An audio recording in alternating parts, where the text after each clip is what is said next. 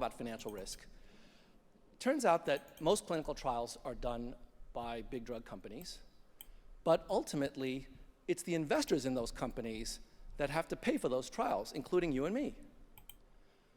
And here's a fact about those costs. We like return, but we don't like risk. And I'm going to give you an illustration of that. I'm going to show you an investment of $1 in 4 different financial assets. I'm not going to tell you what they are, or even over what time span they last. I want you to take a look at these 4 assets and tell me which one you would prefer if you could only have one. Try to balance the risk-reward trade-off for your own preferences. Okay, by a show of hands, how many people want the green asset? Okay, how about the red asset? All right, how about the blue one? A few hands. And how about the yellow one? Yeah, let the record show that most of you want the yellow asset. Well, let me tell you what you all chose. First, the time span is from 1990 to 2008. And the first asset, the green one, is US Treasury bills, the safest asset in the world, but not very attractive in terms of return. The second asset is the S&P 500, the US stock market. More return, but more risk. The third asset, the blue asset, is Pfizer, the drug company. And it's got an even better return, but a lot more risk. Now, what about the yellow asset, the one that most of you picked? The yellow asset is the feeder fund for the Bernie Madoff Ponzi scheme.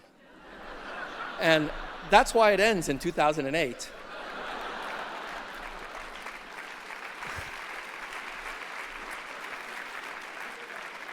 We all want more return and less risk. It's human nature. Now, let me ask you about a second investment opportunity. This investment requires an upfront payment of $200 million. It takes 10 years where you get nothing in between, and in year 10, your payoff depends on drawing a ball from this urn. The urn has 20 balls, 19 of them yellow, 1 of them red, and if you draw a yellow ball, you get nothing.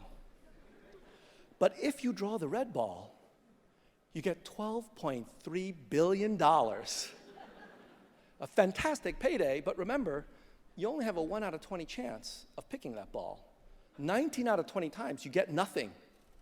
So, by a show of hands, how many people want this investment?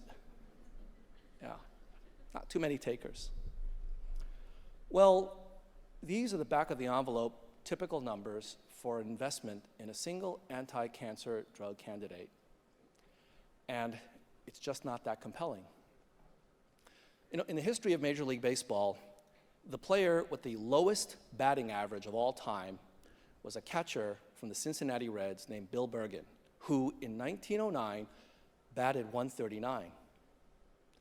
139 is the lowest batting average in baseball history, and it's almost 3 times the number of hits you can expect from cancer drug development.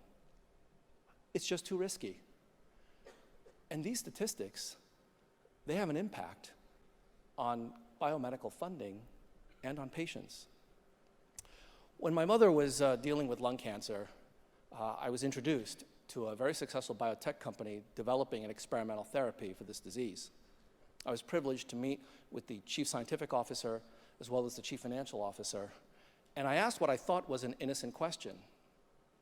I asked them if their financing had any influence on their scientific agenda. And the chief scientific officer looked to his CFO, shook his head sadly, and turned back at me and said, "Influence? Our financing drives our scientific agenda." Now, as an economist, I guess I understand, but as the son of a dying patient, I was absolutely outraged. What do interest rates, stock market volatility, and Fed policy have to do with whether you should treat non-small cell lung cancer with angiogenesis inhibitors or immunotherapy? Nothing, but it drives their scientific agenda. Now, I'm no scientist, but shouldn't the science drive the financing? problem is investors don't like risk. But sometimes the most innovative therapies are the riskiest. You know, when you're swinging for the fences and going for home runs, you're going to strike out a lot more than when you go for singles. Well, nothing you didn't know before. KW